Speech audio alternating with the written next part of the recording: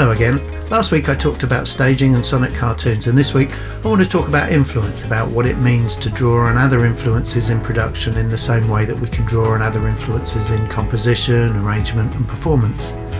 Musical influences are usually talked about on two levels, the influence of individuals and the influence of styles, genres or traditions.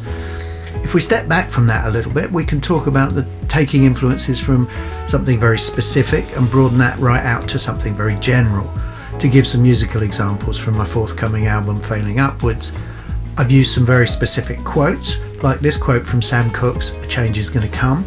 If you want to know why utopian accounts of the future are never capitalist, if you want to know that a change gonna come. Or this reference to Sting, which is reminiscent of several of his vocal ad-libs, but it's not a direct quote as such. Don't sing it if you don't think it. Don't sing it if you don't think it. I've used more generalised stylistic quotations such as funk rhythm guitar,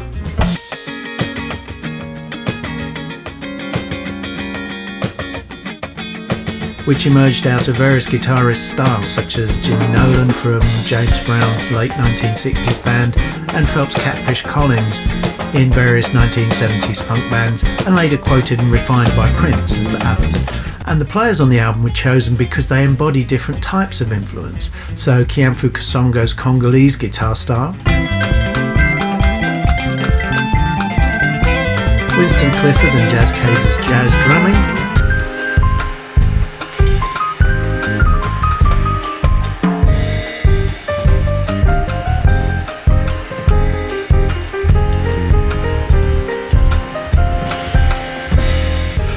they all contribute influences from different musical styles to both the performance and the arrangements. But what about the production? When I was involved in running the Art of Record Production conferences from 2005 to 2017, the terms signature sound and sonic signatures were used a lot, but I did find that it was often used to include elements such as composition, performance, sequencing and arrangement, as well as production. Even Phil Spector's Wall of Sound, most people's archetypal example of sonic signature in production, was built around an expanded rock band playing particular types of arrangements as well as on the acoustic phenomena.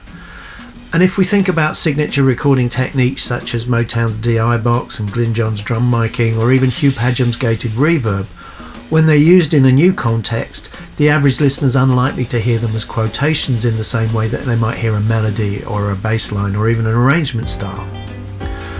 Of these three, the gated reverb sound stands a better chance of being recognised than the others. But why is that? If we go back to the idea of sonic cartoons that I mentioned last week, the idea of placing a recorded performance in a real sounding, artificial or even surreal or impossible environment, we can think of a continuum going from realistic to artificial. Techniques such as Motown's DI bass in the early to mid 1960s and Glyn Johns drum miking are about creating clarity. Of course, clarity isn't always realistic. Sometimes a diagram makes something clearer than a photograph. But it is about drawing your attention to a feature of the music, of the performance that's being represented in the recording. Techniques such as gated reverb, T-Pain's use of auto-tune, King Tubby's dub mixing, or the types of collage sampling techniques that Hank Shockley used with Public Enemy. These are all about drawing your attention to the production, of the way the performance is being represented through the production, rather than to the performance itself. Going back to what I said about sonic cartoons, it's about the difference between the thing that's being represented and the way that it is represented. To use a visual example, I could create a portrait of a person in oil paints, as a charcoal drawing, or in watercolours, and depending on how I do it, I can draw your attention to the expression on their face or the quality of the light, the thing that's being represented, the person, or to the interesting way I've represented it, maybe by doing something with cubist or pointilliste expression techniques.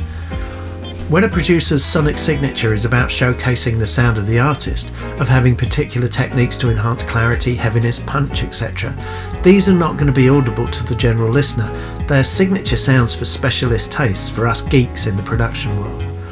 When the sonic signature is about drawing your attention to the production, then it becomes as audible as melodies, grooves and arrangements. And one of the things that I'm trying to do with this album is to explore different types of influence and quotation, from the specific to the more generic, as I illustrated in those earlier examples, but also exploring how I can do it with production as well as with musical forms, as a dance around and between the different ways of representing music performance through production.